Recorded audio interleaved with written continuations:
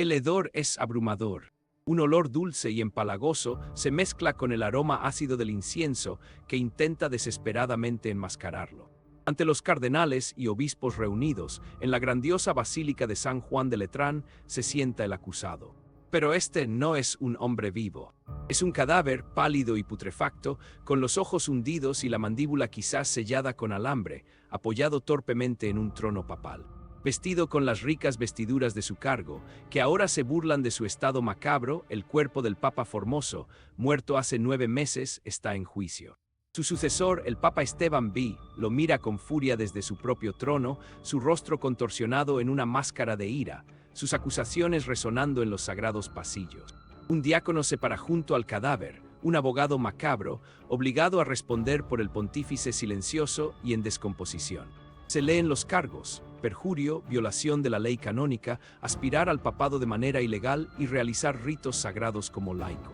El espectáculo es horroroso, una grotesca perversión de la justicia, presenciada por una multitud que se mueve entre la fascinación morbosa y el terror absoluto. Nadie presente puede negar el horror surreal que se despliega ante ellos, una blasfemia representada bajo la mirada de Dios. Pero, ¿cómo podría ocurrir un acto tan inimaginable? Un juicio contra un cuerpo en descomposición dentro de las altas esferas del mundo cristiano. Pero para entender cómo llegamos a este punto, cómo la Iglesia Católica llegó a un punto en el que exhumaría a un papa fallecido para un juicio póstumo, debemos retroceder. Regresar a una época en que Roma, aunque aún el corazón espiritual de la cristiandad occidental, era una ciudad que luchaba con el caos y la inestabilidad política. El siglo IX en Italia no fue una era de contemplación espiritual tranquila. Fue un período marcado por luchas de poder constantes, alianzas cambiantes y golpes violentos, donde las ambiciones seculares frecuentemente opacaban los deberes sagrados. Los papas raramente morían pacíficamente en sus camas. Muchos encontraron finales violentos o fueron depuestos por poderosas familias nobles romanas que buscaron controlar el papado para su propio beneficio político. El papado mismo se había convertido en un premio, no solo por su autoridad espiritual, sino por el enorme poder temporal e influencia que ejercía sobre la Italia central y más allá. Este panorama volátil dio forma a la vida de todos, desde el campesino más bajo hasta el clérigo más alto. Los romanos ordinarios navegaban calles llenas de mercaderes, peregrinos y soldados, siempre conscientes de los vientos cambiantes del poder que emanaban del Palacio de Letrán y las villas fortificadas de la aristocracia. El ritmo diario de la vida se marcaba con el sonido de las campanas de la iglesia, el clamor de los mercados y el sonido ominoso de las legiones marchando. Para muchos, la iglesia era su ancla, su fuente de consuelo y significado en un mundo lleno de incertidumbre. Sin embargo, incluso la iglesia misma estaba profundamente entrelazada en los conflictos terrenales que plagaban su existencia. En este clima de inquietud endémica, el cargo aparentemente sagrado del Papa podría convertirse en una pieza en un juego mucho más grande y brutal, lo que llevó inevitablemente al tipo de ultraje sin precedentes que pronto se desencadenaría. El escenario histórico específico para este drama en desarrollo fue el año 896 d.C., un momento crucial en la lucha sin cesar por la dominación de la península itálica. Los actores principales no eran solo líderes espirituales, sino figuras políticas formidables. El Papa Formoso, el hombre cuyo cadáver más tarde sería juzgado, había servido como papa desde 891 hasta 896. Antes de su papado, fue un obispo respetado, aunque controvertido, de Porto, y había emprendido trabajo misionero entre los búlgaros. Su elección al papado fue en sí misma un asunto controvertido, ya que había sido excomulgado años antes por el Papa Juan VIII por presunta conspiración contra la Santa Sede y por abandonar su diócesis. Estas condenas anteriores finalmente se levantaron, pero la mancha de la controversia persistió.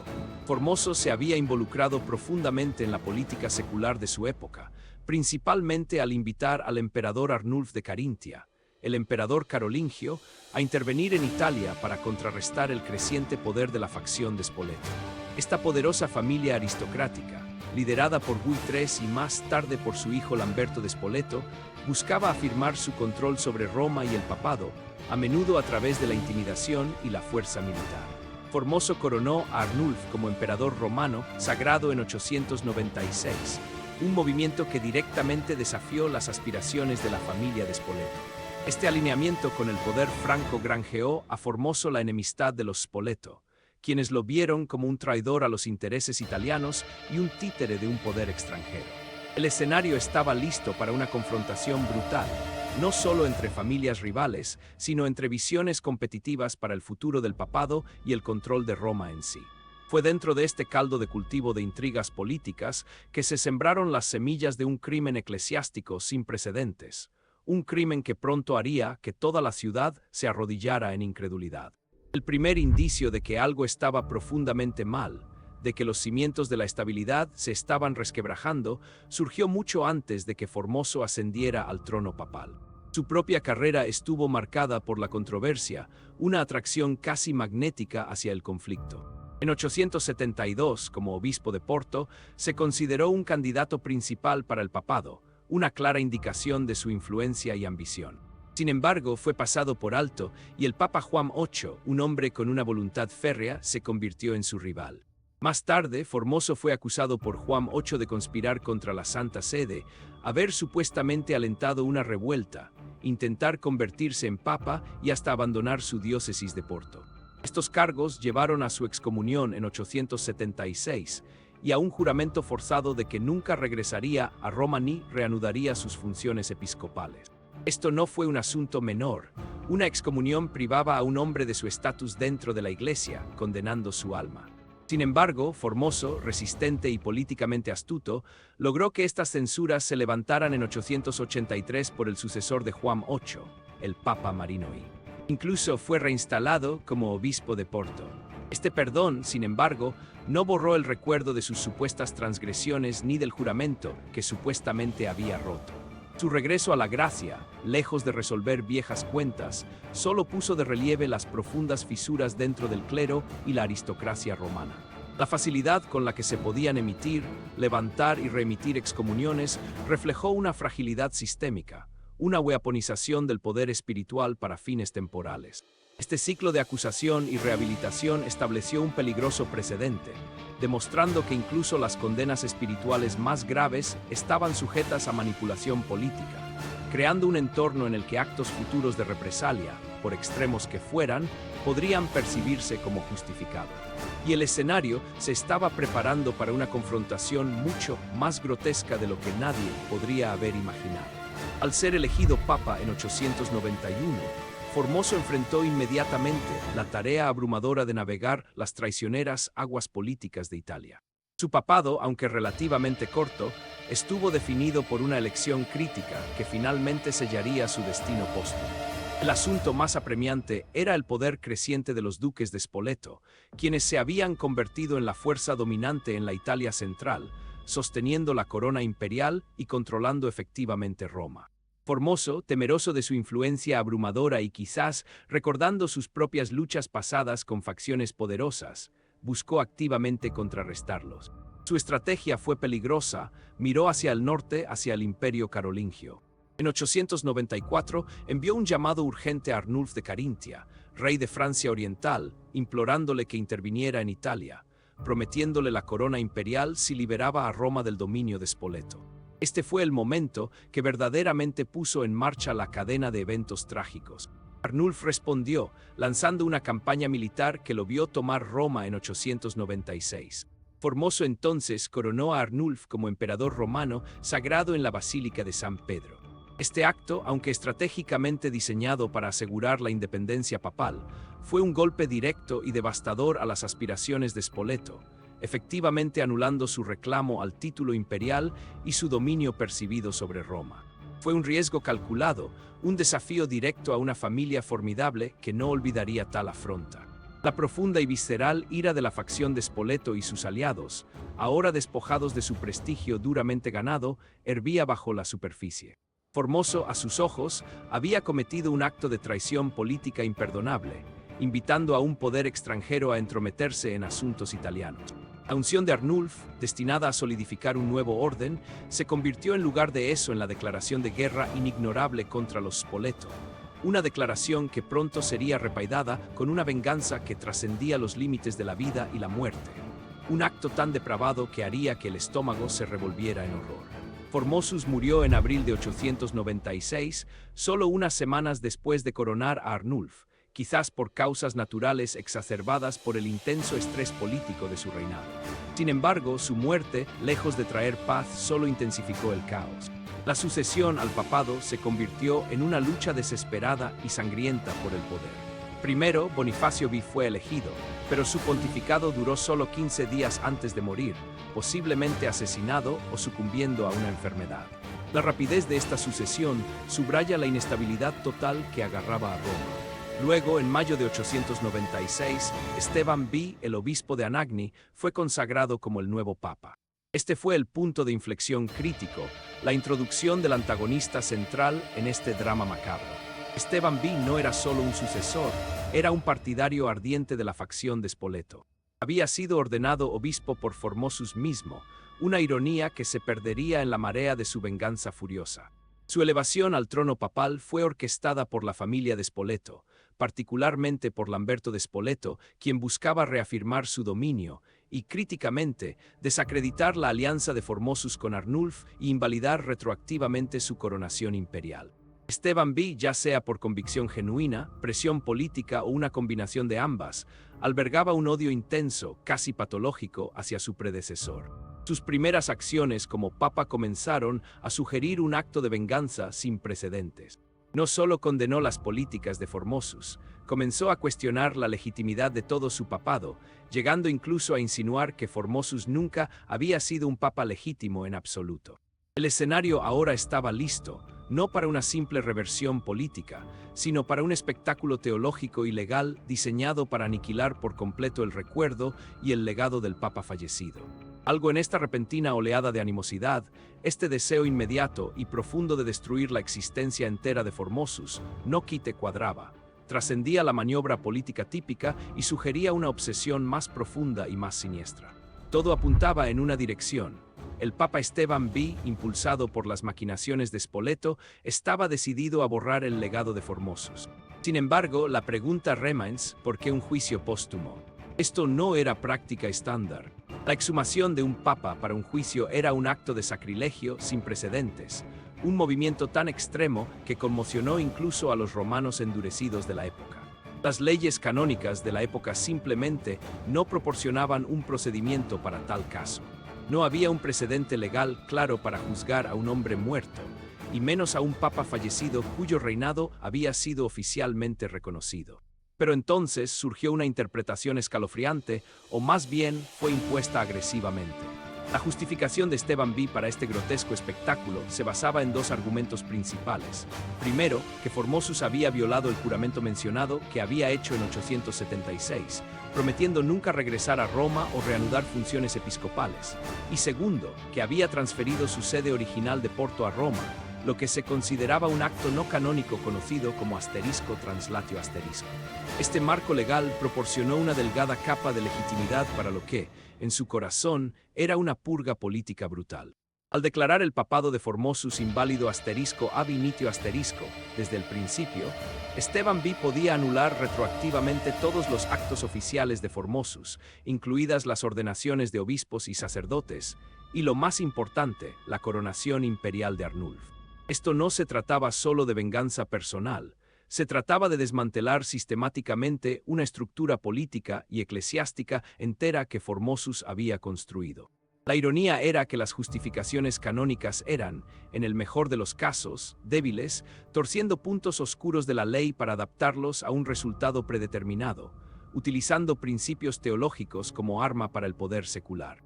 El acto mismo de inventar un precedente tan retorcido revela las desesperadas longitudes a las que Esteban V y sus partidarios de Spoleto estaban dispuestos a llegar, demostrando que el juicio fue menos sobre justicia y más sobre una reescritura total de la historia reciente, un juego peligroso que sumiría al papado en un abismo aún más oscuro.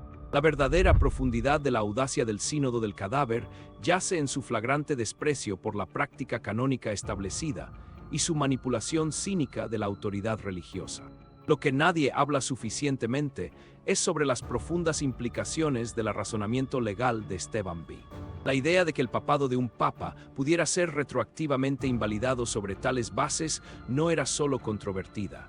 Era revolucionaria y profundamente desestabilizadora para la institución misma del papado. El concepto de asterisco translatio asterisco, la transferencia de un obispo de una sede a otra, estaba ciertamente desaprobado, pero tenía precedentes, y su mera ocurrencia no anulaba automáticamente todas las ordenaciones o actos oficiales subsiguientes.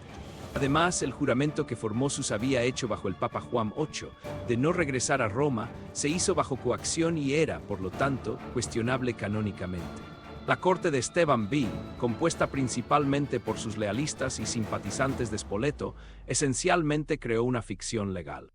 Argumentaron que Formosus, al violar su juramento y transferir sedes, nunca había sido verdaderamente un obispo, y así nunca había sido capaz de consagrar a otros obispos o realizar actos papales válidos. Esto era una desviación radical del entendimiento prevaleciente de la teología sacramental, que sostenía que la ordenación de un obispo, una vez válidamente realizada, confería una marca indeleble, independientemente de sus fallas morales o políticas subsiguientes. El sínodo no fue un procedimiento legal en sentido alguno reconocible. Fue un juicio político, una denuncia teatral diseñada para lograr objetivos políticos específicos y de gran alcance.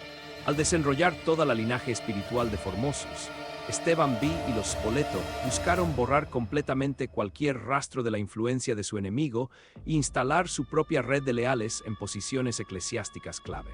Este intento audaz de reingenierar la historia a través de la condena póstuma resaltó la inmensa vulnerabilidad de la autoridad espiritual de la Iglesia cuando se utilizaba como un garrote en el brutal ámbito del poder temporal.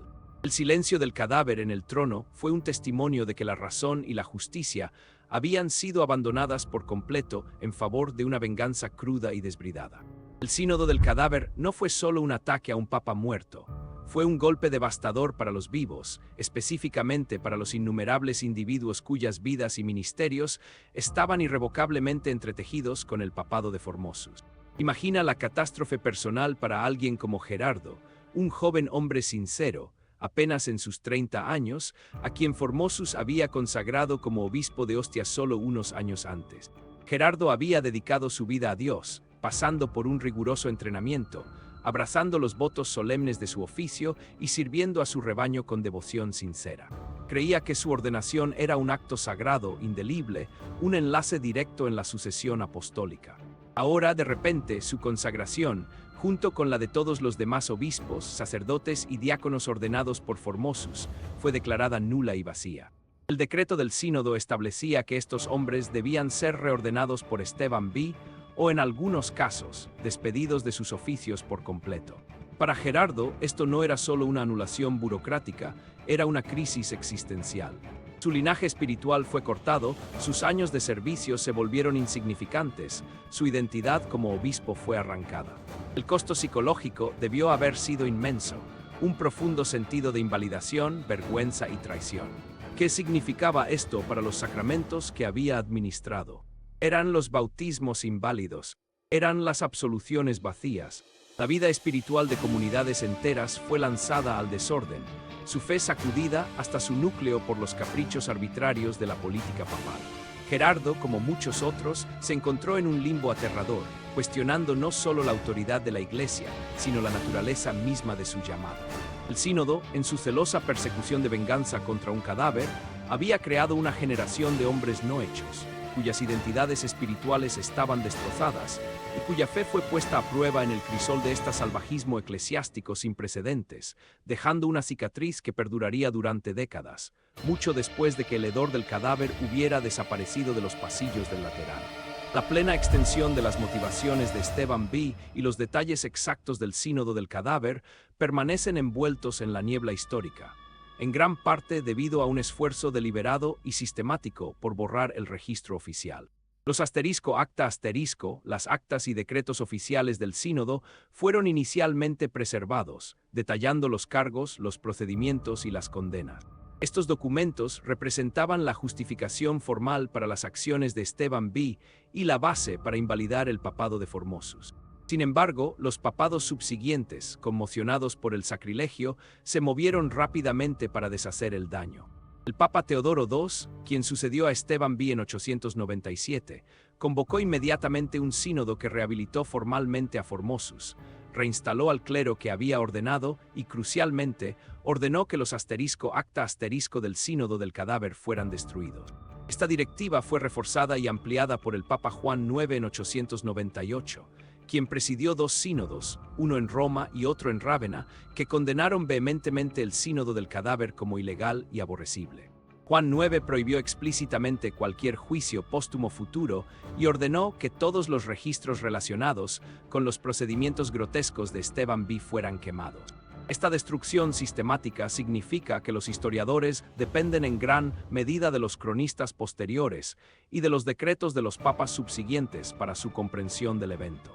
El material de fuente primaria directa que habría revelado los argumentos legales exactos de Esteban V, el testimonio específico o la naturaleza precisa de la presión política, fue deliberadamente expurgado del registro histórico.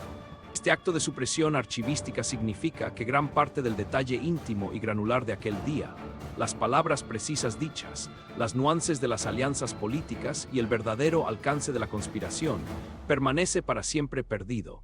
Un testimonio de la necesidad urgente de la Iglesia de enterrar un evento que le había traído una gran vergüenza.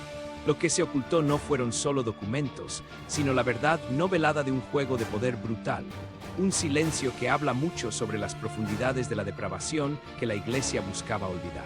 A pesar de los esfuerzos sistemáticos para borrar los registros del sínodo del cadáver, investigadores y historiadores dedicados han reconstruido meticulosamente los fragmentos de este capítulo oscuro.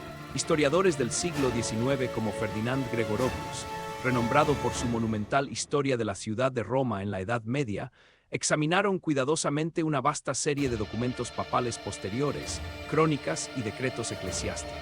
Su investigación se basó en gran medida en las condenas emitidas por el Papa Teodoro II y el Papa Juan IX, así como en los relatos de figuras como Liutprando de Cremona, un obispo y cronista que escribió a mediados del siglo X.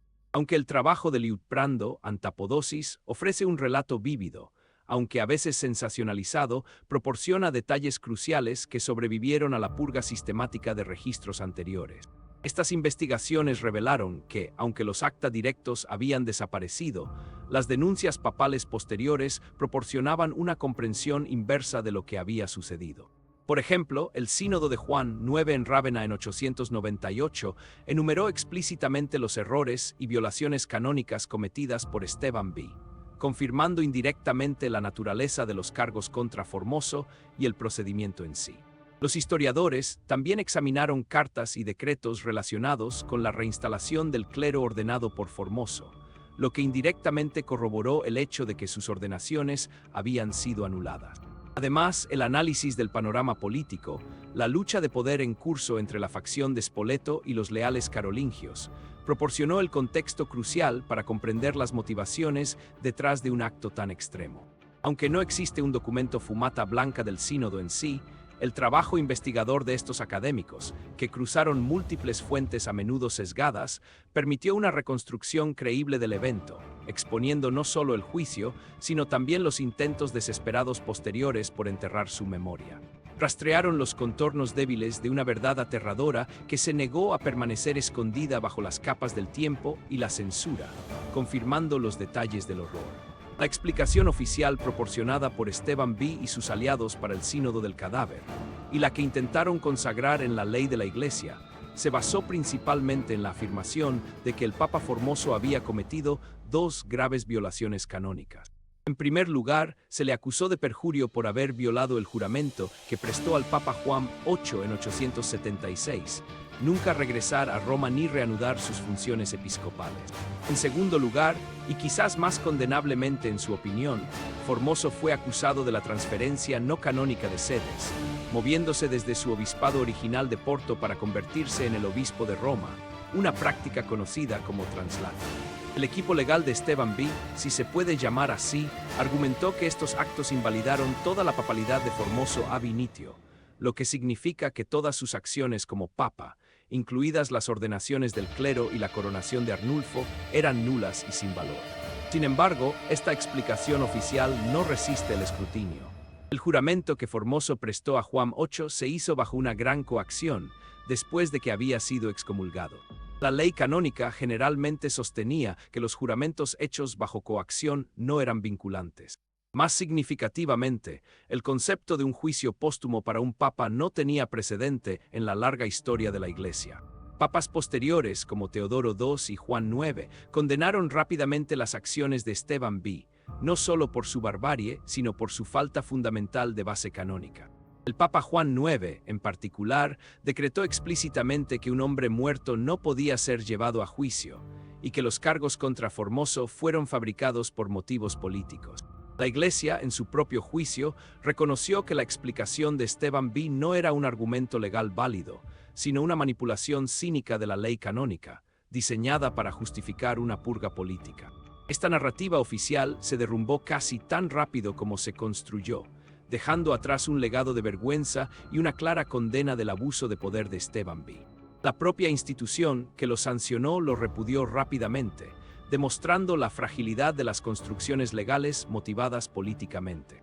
La teoría más creíble, respaldada por una amplia erudición histórica, apunta abrumadoramente a que el Sínodo del Cadáver fue un acto puramente motivado por la política, un ejercicio brutal en el poder retrospectivo.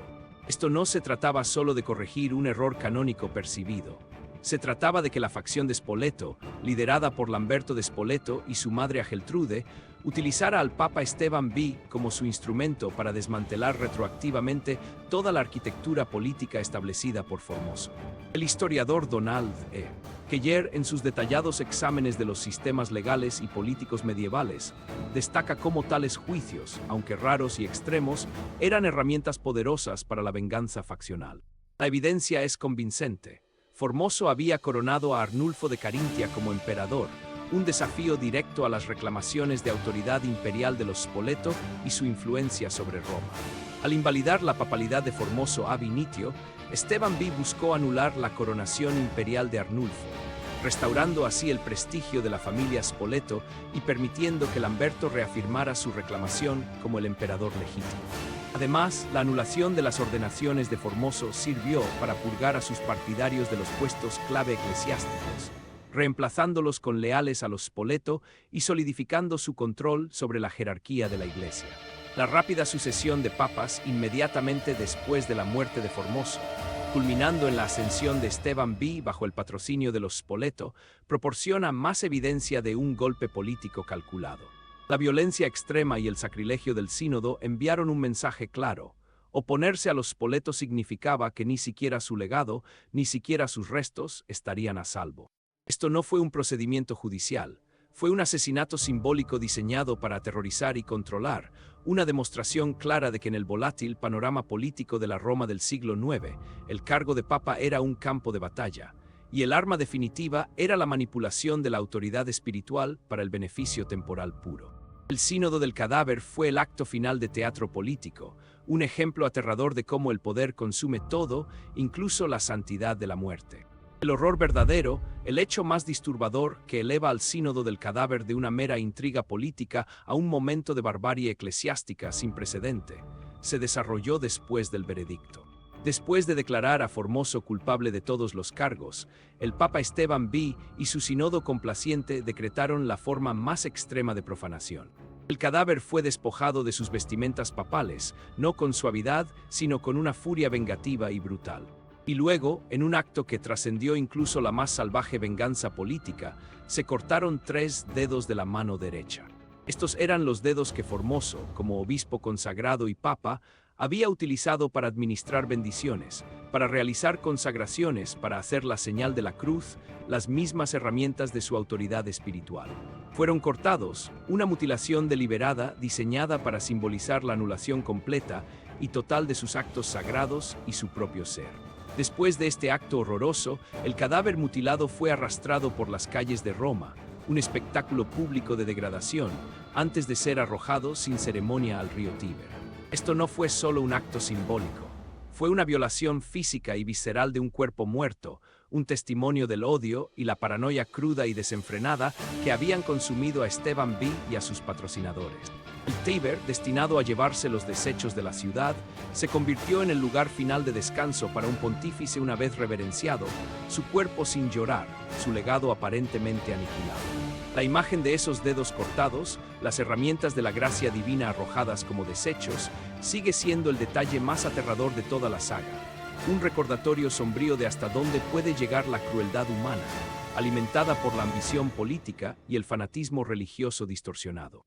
Fue un acto que horrorizó incluso a los cínicos romanos, sellando el destino de Esteban B. y manchando para siempre los anales de la historia papal con una marca indeleble de sacrilegio. El Sínodo del Cadáver, un evento casi demasiado extraño para ser verdad, se alza como un monumento grotesco a los peligros del poder sin control, el fanatismo político y la religión como arma. Nos recuerda que incluso dentro de instituciones aparentemente dedicadas a ideales espirituales más altos, la ambición humana, el miedo y la venganza pueden estallar de maneras aterradoras. La estabilidad de un cargo espiritual entero, la santidad de la vida y la muerte, y el tejido mismo de la justicia fueron desgarrados en una lucha desesperada por el control sobre Roma y el papado. El juicio del cadáver del Papa Formoso no fue una anomalía aislada. Fue un síntoma de una enfermedad más profunda, un período en la historia cuando la línea entre la autoridad secular y sagrada se borró hasta el punto de la obliteración. La indignación posterior y los esfuerzos inmediatos de los papas posteriores por condenar y borrar la memoria del sínodo resaltan una lección crucial. Incluso en los momentos más oscuros, a menudo hay un poderoso impulso humano hacia la corrección, hacia restaurar algún semblante de orden y moralidad. La historia del Sínodo del Cadáver sirve como una advertencia aterradora, un ejemplo extremo de cómo fácilmente pueden corromperse las instituciones, cómo rápidamente puede abandonarse la razón y hasta dónde pueden llegar los individuos para proteger o arrebatar el poder. Nos obliga a confrontar verdades incómodas sobre la naturaleza humana, recordándonos que la capacidad para la crueldad y la manipulación de la verdad no se limitan a ninguna época o ideología en particular. Este capítulo oscuro en la historia papal ofrece una reflexión sombría sobre la fragilidad de la justicia y el costo duradero, a veces aterrador, de la guerra política. Si esto te ha mantenido despierto por la noche, suscríbete. Publicamos historia oscura cada semana.